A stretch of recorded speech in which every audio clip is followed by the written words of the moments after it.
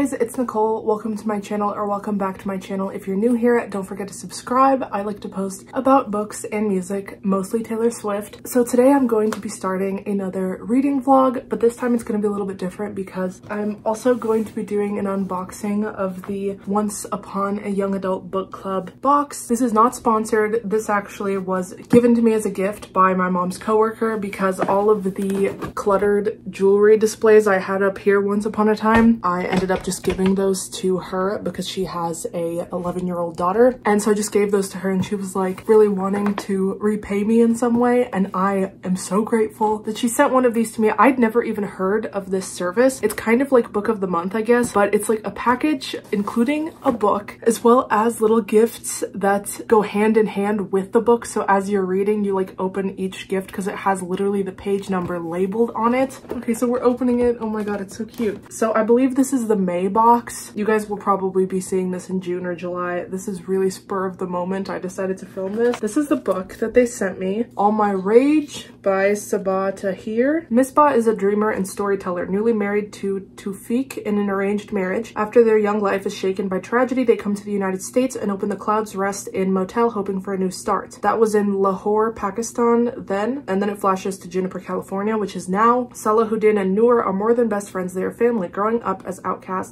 in the small desert town of Juniper, California, they understand each other the way no one else does, until the fight, which destroys their bond with the swift fury of a star exploding. It capitalizes the fight. Now Sal scrambles to run the family motel as his mother Misbah's health fails and his father loses himself to alcoholism. Noor, meanwhile, walks a harrowing tightrope, working at her wrathful uncle's liquor store while hiding the fact that she's applying to college so she can escape him and Juniper forever. When Sal's attempts to save the motel spiral out of control, he and Noor must ask themselves what friendship is worth and what it takes to defeat the monsters in their pasts and the ones in their midst. Okay, so I will be reading through this book over the course of this vlog and opening up the presents with you guys. It has a quote from the book. We carry our hopes and dreams for them, and such things are woven into our souls. This has me excited for the writing style. So each one is literally wrapped with what page you open it on. This one's really crinkly. Oh my god. So this will be the first one that I open on page 90. Oh my god, is it a bookmark? It's a bookmark with that quote I read earlier. To fully experience this box, remember to only open your gifts once you have reached the given page. Don't worry, we'll remind you. This one is page 233. This is so cute. And then, okay, so there are 3 gifts. The last one is page 361. Let me start reading. I'm super excited. Also, I would just like to clarify, this is going to be a spoiler-free reading vlog. If you have this box and you haven't opened it yet, you're not going to want to watch this because I'm going to be opening the gifts and showing you guys. There will be timestamps down below for all of the different sections. Guys, I just realized the front cover has a review, I guess, from Jodi Picoult. Oh my god, I love her books. A gorgeous star-crossed story about the costs of the American dream. I read this in a single day.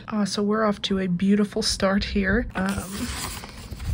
Drug and alcohol addiction, physical abuse, Islamophobia, mentions of repressed essay, tense exchange with law enforcement, and death. I'm only on like the 2nd chapter, which is kind of the 1st chapter because it was like a prologue, and there are so many drugs. But these people are in high school, so it's really strange because at first I thought it was college, but it's actually high school. It's the next day. Last night I was laying here reading without my contacts in, with just my little desk lamp shining down on me, so I didn't want to film anything because I was like wrecked. But I got 90 pages in, which is exactly where the first present starts, so I will be able to open a present on camera today. But it's so sad so far. Like, there's a death so early on in the book. I appreciate that it wasn't like a character that we got super attached to and she died later on in the book, because at this moment in time I cannot handle another book just leading up to this character death. I wanted a distraction, and so far it is one. It's very beautiful writing, but it is sad. And the book so far is being told in alternating points of view depending on the chapter. And another plus about this book is that I am interested in all of the characters that are being switched between points of view. Sometimes you like don't want to read one character's perspective and you're like, okay, come on, let's get to the next one, like the actual character I care about. But in this case, there's 3 different characters and all of them are very intriguing and I enjoy reading from each of their perspectives. 2 of them are set in the present and they're between Noor and Salahuddin. I'm not sure if I'm pronouncing that correctly, but his nickname is Sal. And they are 2 teenagers growing up. They both come from immigrant families from Pakistan, and they had a fight before the book starts, like 6 months before, I think. Nobody really knows exactly why that happened. Noor like confesses feelings for Sal and he doesn't reciprocate them. So they end up having a falling out. Sal's mom is very upset with him. The third person is Sal's mom from the past that is sharing her perspective. I think she goes through an arranged marriage or something. There hasn't been much from her. It's mostly Sal and Noor, but we do get like very short chapters of his mother's perspective, and she really wants them to forgive each other. And I don't think she completely understands what the fight was over, because I don't think her son is being honest with her. But also she was very much a parental figure for Noor, because Noor actually is from Pakistan, while Sal, I believe, was born in the United States. But her uncle came and saved her from this earthquake. She was the only one in her village who survived. Her entire family died when she was 6 years old. He pulled her out from the rubble and took her to the United States. It's also frustrating because Noor's uncle, who saved her, I guess kind of feels like Noor owes him, which sucks so bad to have that hung over your head. So he expects Noor to take over their family business, which is this liquor store, and she works at it on the weekends because she's in high school. And she's applying to all these colleges, and her uncle does not know this. He doesn't want her to go to college. He wants her to continue to run the liquor store. So there's like tensions, but Sal's mom really believes in Noor and thinks she needs to get out of this place and go make a name for herself. She believes she's capable of so much more. And so there's kind of like that American dream trope aspect. But yeah, I'm really enjoying it so far. It's very well written. It's just, I'm at a sad point right now. Like, there was a funeral, and God, the way it was written, I stand still as a statue, freezing because I forgot my jacket, staring at the coffin, wondering how someone who filled up a room could fit into a box so small. That is not what I needed. There's also another beautiful paragraph. I'll survive this, I'll live, but there's a hole in me never to be filled. Maybe that's why people die of old age. Maybe we could live forever if we didn't love so completely, but we do. And by the time old age comes, we're filled with holes. So many that it's too hard to breathe. So many that our insides aren't even ours anymore. We're just one big empty space, waiting to be filled by the darkness, waiting to be free. It's so sad. Also, Noor and Sal are very cute because Noor is very good at math and Sal is very good at like English and writing. So they like almost kind of tutor each other because they each have different strengths. It's such an adorable little childhood friends type of trope, I guess. But yeah, they have known each other since childhood, and now like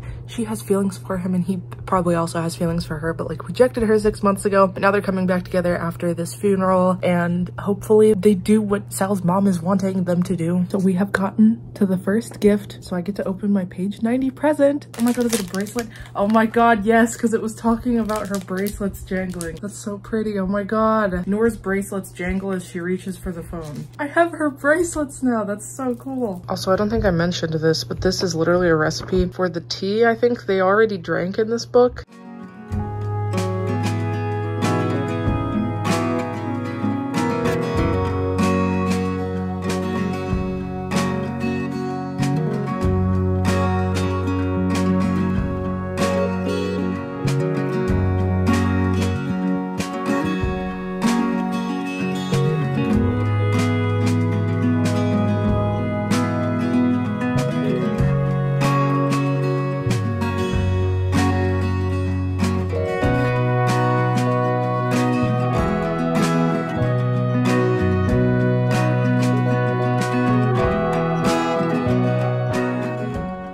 What do you think? Let's review it. I think I maybe added too many nuts, but that's a personal preference. Oh, your cup matches your shirt. She was sheltered by the Soviet Union. Everyone please excuse her. Want to finish that thought? I don't have thoughts. No wonder your teacher called you the key to communism, Mom. I don't have thoughts. Well, at least you're honest. So good. So Sal is noticing that Noor is wearing makeup because he sees a slight discoloration at her jaw. It's the line of her foundation. Girl, blend down into the neck. I freaking blend that shit into my ears. And he's like, hey, what's with the makeup? She said, I can't wear makeup. You didn't have a problem when Ashley did it. But also something else we need to talk about is the fact that Ashley is Sal's now ex-girlfriend. They like broke up at the funeral, which was interesting. Ashley, I guess, has a child. They're literally seniors in high school, and she has like a 2-year-old and is like on drugs. It's like such a mess. And I guess he was attracted to her because she reminds him of his father, who is always drunk, and how that's like a familiar thing to him. Hello everyone. I've been really bad about updating the last couple days. I was going to last night when I came home. I got home at like 9 p.m. and immediately just passed out until 3 in the morning. Now it's 5 a.m. I still need to shower, edit a video, and sleep some more, so that's cute. But I have been reading the past couple days. I just haven't been updating as much. I'm now this far in the book. I think the main problem was that there is a huge gap between the first gift and the second gift, so I'm about to get to the second one right now, but I wanted to just give you my thoughts on the book. I am loving these characters so much. Literally just last night, like the last couple of chapters have gotten really heavy suddenly. Like there's themes of abuse, SA, there's more death that's happening, but it's like a flashback that we weren't introduced to those characters previously. But I do want to take the time to talk about, of course, I'm not one to say whether this is an accurate or realistic representation of characters who are first generation Pakistani Americans, but oh my god, it is such a breath of fresh air to see a little diversity in young adult these days, because I'm 23 and literally just 10 years ago reading things like Twilight and Harry Potter and The Hunger Games, and there were so many series that were so popular but had an incredible lack of diversity. The struggles that particularly Noor faces in this book, there's this awful bitchy mean girl and she's so blatantly racist, and I don't understand how someone can act like that, but some of the things that are said to her do remind me of people making up rumors that my dad ordered my mom online in the 90s. Yeah, because that's just how a really isolated, lack of diversity town is going to be. Or the way I had an accent and I was so insecure about that, but also people would point it out, just sticking out like a sore thumb and being vulnerable to all these stay-at-home suburban moms criticisms just because you are slightly different from the norm in your area is so ridiculous. And I can't imagine what it would have been like for someone who was like the only Pakistani American person. At least in this book, these two have each other and it is like kind of a more diverse area. But oh my god, the white people still, like, they just, it's insane to me that you can be surrounded by diversity and it's still, you're just still gonna be stupid, I guess. I wouldn't even say my experience was that bad. It wasn't something that I was super loud about, but anybody that did know I came from an immigrant family, there was such a stigma. I relate in a way to the things they're saying to her. For her, it's much worse. It's completely incessant and no one's ever doubted my citizenship, I guess. There's a point in the book that I'm obsessed with. That stupid white bitch continues to pick on Noor and is just so racist, and Salahuddin jumps to Noor's defense and says to her, like, your Klansman is showing. My jaw hit the floor. Oh my god. The writing is absolutely beautiful. I just love the pacing. I love the character development. It's a childhood best friends, two lovers kind of trope. They haven't yet actually fallen for each other or completely confessed feelings. It's kind of a slow burn. Oh my god, there's just these little Easter eggs that the author places in there that are very satisfying and very cute. I always say that I prefer enemies to lovers, but this is just so adorable, and to see kind of their memories through the years of how when they were like really young and how Noor was so close to Salahuddin's mother, how Sal's family kind of became hers as well. It's just, it's so cute. There's so many cute like family dynamics and themes, but it's also just like heartbreaking, and I feel like I'm really gonna cry at the end. Okay, now I'm gonna read to the point where I get to open the second gift.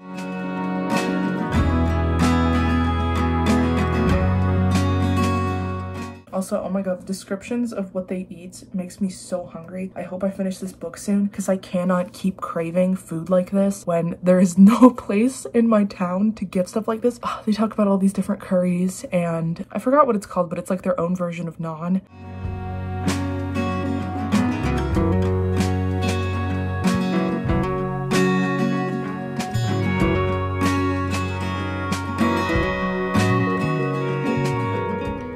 The way Noor describes Sal's brown eyes, I just want to scream. She talks about them as if they have like a ring of smoke around them, and how nobody in the world has eyes like that, and how there are so many songs about blue eyes and like gray eyes for Christ's sake, which nobody even has, but she romanticizes his brown eyes, and it's just, god, it's so well written and beautiful.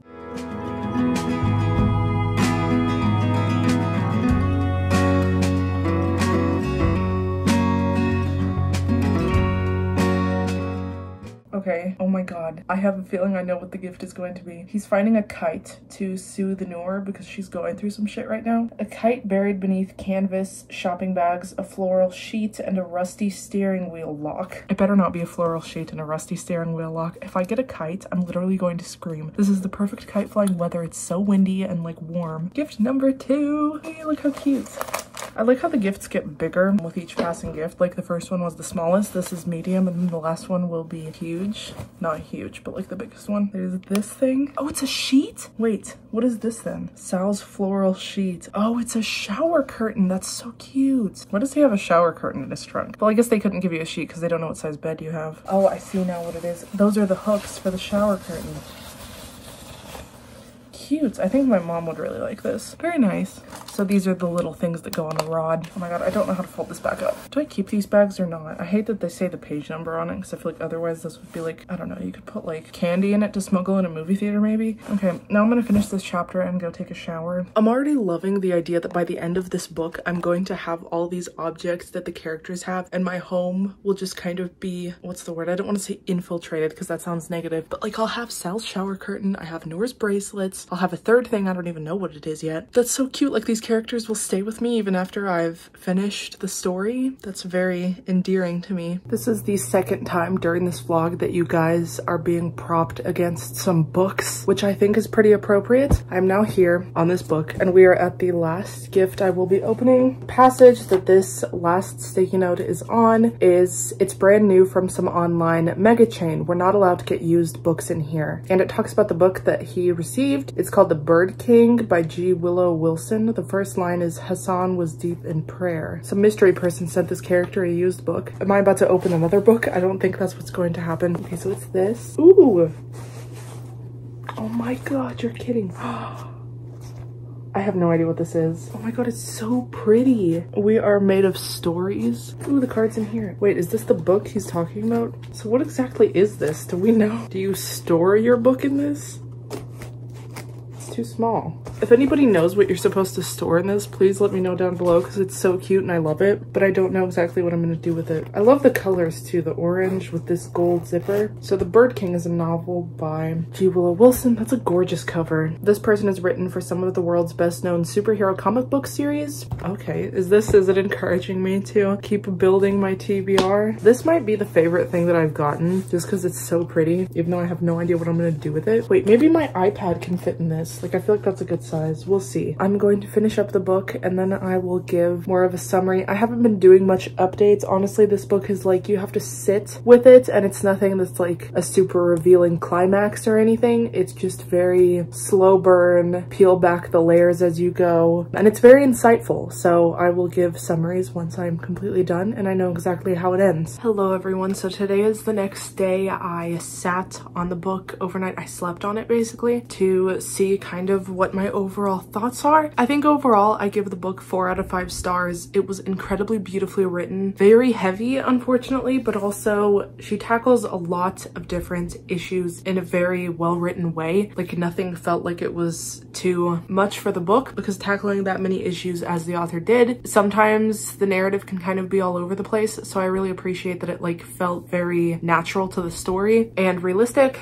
I think the best scene in the book was the funeral scene in the very beginning. It happened very early on in the book and it was absolutely heartbreaking. You have to be in a pretty good mindset to read this book. I have been sensitive lately, but this wasn't absolutely awful. I mean, I've been reading some pretty awful shit about like war. That writing was just incredible for that scene. It was so heartbreaking. Some of the best quotes come from that scene. And when I read that scene, I was really anticipating this book to be 5 stars, but I think the issue that bumped it down to 4 was purely just like pacing. Like towards the end, there's a crazy thing that happens for the climax and it all feels very quick. I don't know if it's just because I was reading it very fast at that point because I was really interested on what would happen. Stuff just felt very rushed, I guess, towards the end. For both of the main characters, Noor and Salahuddin, things just start really rolling for them. And the very last scene itself felt a little bit strange because, how do I say this without spoiling it? Noor like finds Salahuddin at the end and the way the scene was written, it's kind of like, how did she know he was gonna be here? I don't know. Something about it felt very convenient and just like written for the artistic aspects of it. That awful white bitch I complained about, I must say, seeing her get some kind of punishment for the way she has acted was very satisfying. I'm not going to tell you what exactly happens to her. It's a very satisfying conclusion to her storyline in this novel. And it's definitely, I guess, like an American kind of ending in that sense. Like justice is found for these wrongs she has committed against people regarding her being so freaking racist. It's very satisfying, but I kind of was reading it thinking like, does this always happen? happen. You know, there are people like her who are just going to be untouchable, and that's just the reality of the situation. But I gotta say, it was satisfying. It was what I craved, and I'm sure what a lot of people crave. Everybody wants to punch that bitch so bad, myself included. I mean, that didn't do anything to the rating. It was just an observation I had. Like, this was a very optimistic way to end that. I really loved the way the author tied up the loose ends. Like, we see Noor and Salahuddin and some of their like quirks, I guess, like some of the problems that they're experiencing. Like Salahuddin, for example, has problems with people touching him, especially when he feels out of control in a situation. Even like loved ones, like his mom was always saying, "I'm going to hug you, is that okay?" And you don't think much of it as a reader, at least I didn't, because I feel like there are a lot of people who just have issues with touch or feeling claustrophobic or being overstimulated physically. But the author explains why he is that way, and my god, it's just heavy and beautifully heartbreaking. What I loved about this book was the fact that there is representation for people who are non-white. As I said earlier on in the vlog, it was pretty rare to see up until the last few years. This book especially tells this story in a way that creates so much empathy for these characters. I mean, people who are reading often, we tend to be more empathetic people, but especially when you are reading about people who are very different from yourself, it's just such a humanizing, the way this author writes, you can't help want the best for these characters, even if they have made mistakes before. And the way society sees them, how do I even explain this? The way cops would observe Salahuddin, or kind of the way people would look at Noor and Salahuddin and have a preconceived notion and a preconceived idea of like who these people are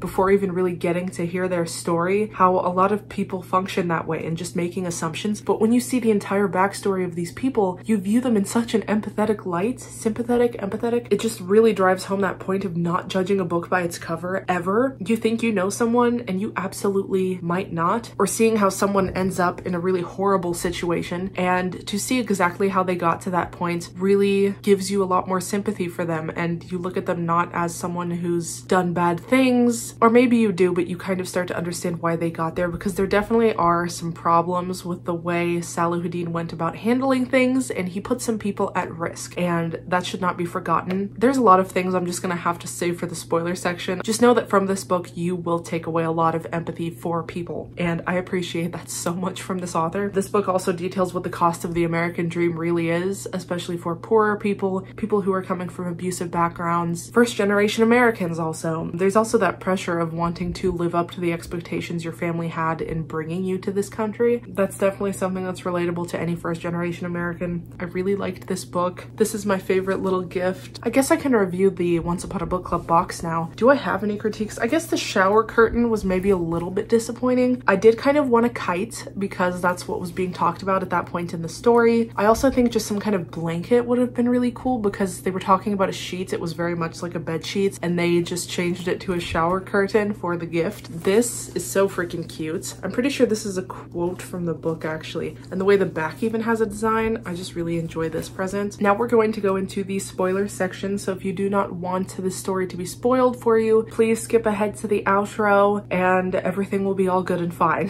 Thank you so much for watching this video. I will see you in the next one.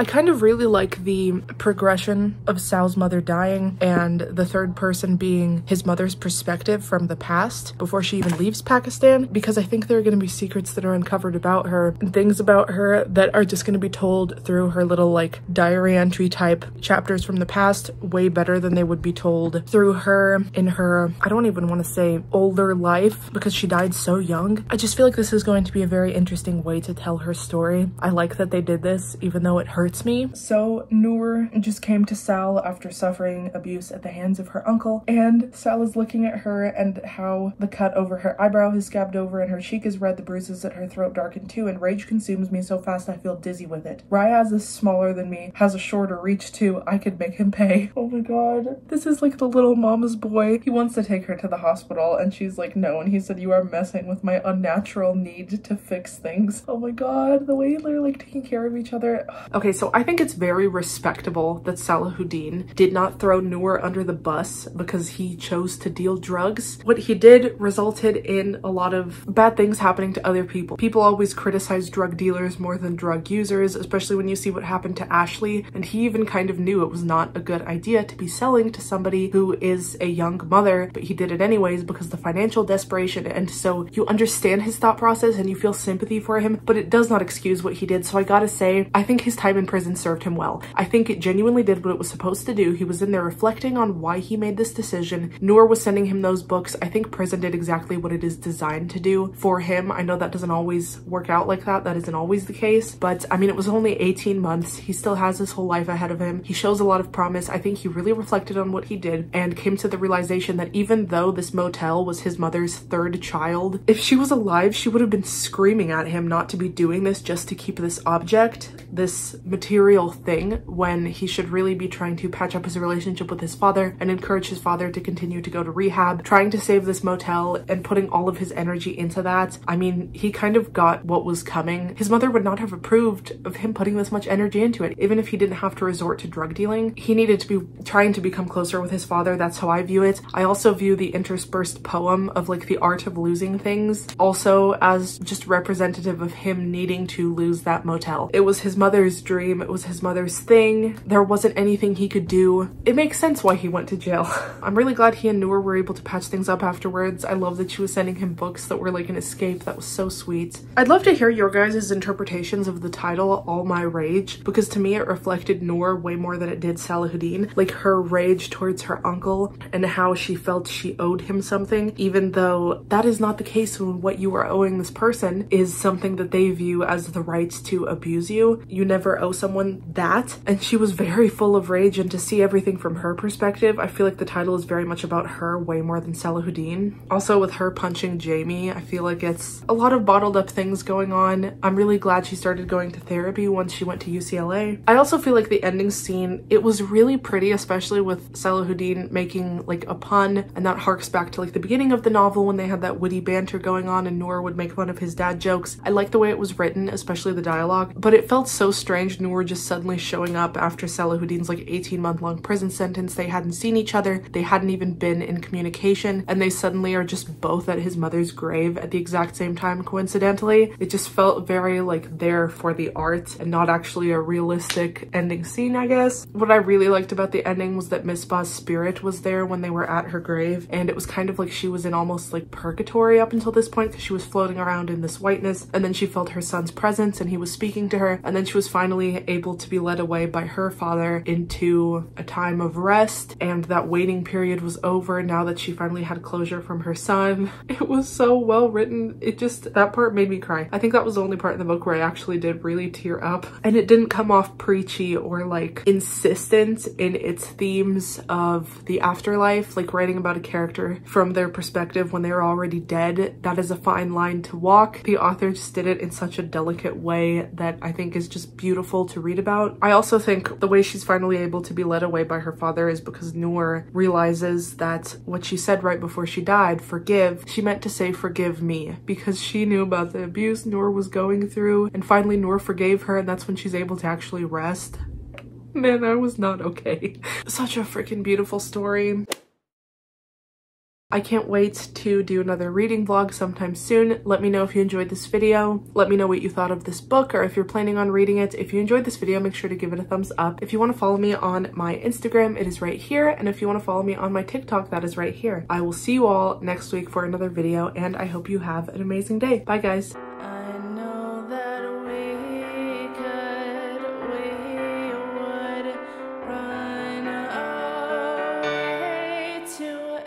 Island.